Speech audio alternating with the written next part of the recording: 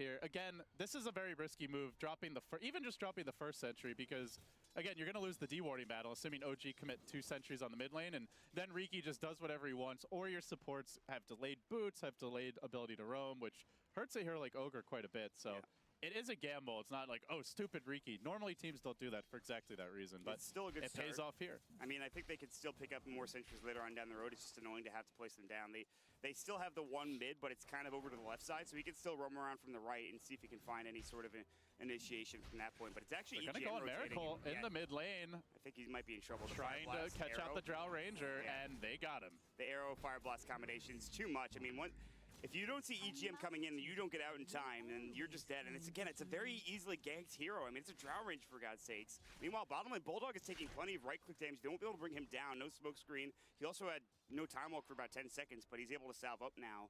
And Moon going on to Loda with 2 sticky napalm stacks. He's actually diving under the tower for a fair bit, but decides against it as Ake was giving him the good old right-click from the Oracle. So that'll be the end of any more engagement there in that top lane, but Bulldog is still taking damage in this bottom lane.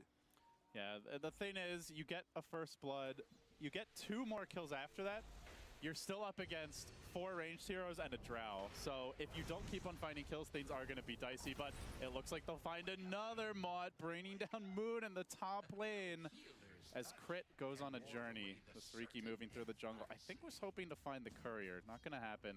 This is insane. The amount of work EGM has done in this game. He's been involved in all 4 of those kills. Kill participation is at a premium right now for EGM, so that's pretty freaking nice, honestly, to have that kind of start. So it's really, like you said, you have to keep getting kills. They are doing just that, and right now, LD, I don't know what you need to do for OG. It's not like they're super far behind. They're still getting plenty of farm for their Dusa, and they have good mid to late game, but I feel like they need a lot more than that. I think they're actually fine here. It looks really bad, but as long as they just stop the bleeding, don't give up kills, they are going to win these lanes. As Drow levels up, once you close in on level 6, basically by default, the lanes are yours. You start taking towers, you'll get a gold advantage from there.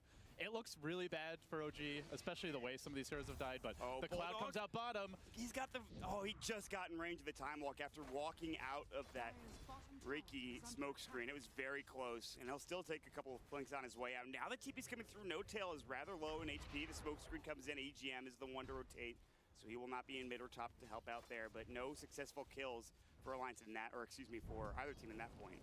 Yeah, not yet, but Crit is sticking around. He may look to go back in, while top lane, Moon trying to take advantage of the cooldown of Metamorphosis. In this matchup, whenever Metamorph is up, you're very likely in danger, if not dead. So while it's on cooldown, that's when you want to apply the pressure.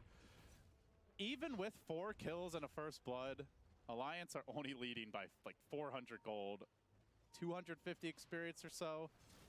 Yeah, and it's actually getting kind of worse. It would be ugly if they weren't getting those kills, but it just goes to show you the nature of Drow when played with the lineup that can take advantage of it.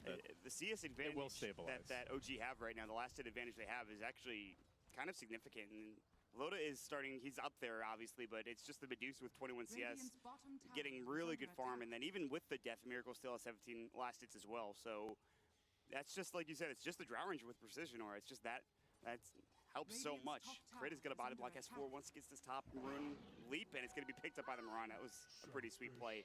It's an Invis rune as well. I don't know. Crit should have seen the bottle, and he should have seen that. It was an Invis rune, but I'll have to be careful the next couple of moments. As EGM is going to walk in mid, and we'll see if they go for anything here. Meanwhile, top lane, Moon trying to steal this stack slash group of pulled creeps.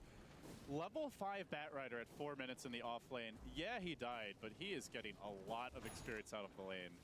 And that's important because Riki really wants to devote his attention to the mid lane, a bit to bottom to try and slow down the Void, but the key hero to keep on a good path is the Drow. And because this Bat is having such a good time, Moon doesn't really need help. He doesn't need to go to the jungle, and he can keep pressure up on the Terrorblade, who is slipping behind as far as net worth goes by a bit. Yeah, I mean, it's he's still 21 CS right now, but Fairy Fire isn't enough. The Invis is going to come out. They don't have the detection, I don't believe. They had a sentry for Crit. He will not place it down. I don't know if they would have gotten the kill, even if they did use it. Back and forth through the laning stage here. OG just waiting on the Drow level 6, and then that's where the pressure will mount. The first tower likely to drop is this bottom tier 1. Not something Avoid is very good at counter pushing. His Bulldog will time walk off the Mystic Snake. But already you can see the tower at half HP, and it's not a duo that pushes that hard. It's Medusa Witch Doctor. Yeah. It'll take a little bit of time, but they'll get there. That's Drow for you. Or they could just rotate the Drow down at some point and push together as a team. I don't think they'll do that. We'll wait and see if he decides to rotate. They can definitely move her around. Especially if they're expecting a gank or some movement from Alliance, that's where Miracle will likely look to join the team. Moon's gonna go top, but immediately Loda turns around and says, "I've got meta," and he's gonna turn on Moon. 4-10. Look at the flame break; it might burst it down. He's gonna get down. two. It will, and Ake is now gonna get caught out. Fate's Edict will keep him alive for now, but the sticky napalm stacks will still stack up here. Ake getting chased down. Purifying Flames. Moon is low, and he actually sticks up, and he gets the kill. Ake turns around with a beautiful stick play, and level 3 Purifying Flames is more than enough of a nuke to get the kill. But they still lose Loda in the end, LD. But Crit hunting him, stalking through the jungle, gets the ward down. Ake's already level 5 and change. You know, it used to be Ake would be the sacrificial support, but he's getting a lot more out of this dual lane setup than he normally does. It's actually EGM who's behind in the level department, as he's been focusing on the roaming early. And for Moon, had the Terrorblade kill, could have walked away. I mean, I thought he had the kill as well, but just underestimated the Oracle's damage output as well as the stick. Yeah, he should have maybe looked at the stick, and even then, I don't think... Moon had a wand. I don't think he used it. Still, now Loda's in trouble again. Top the smoke screen. This is bad. Another sticky napalm. 2 stacks up. They have the cask even coming up for fly. It's more than enough, and Ricky secures the kill. Moon is now looking for revenge.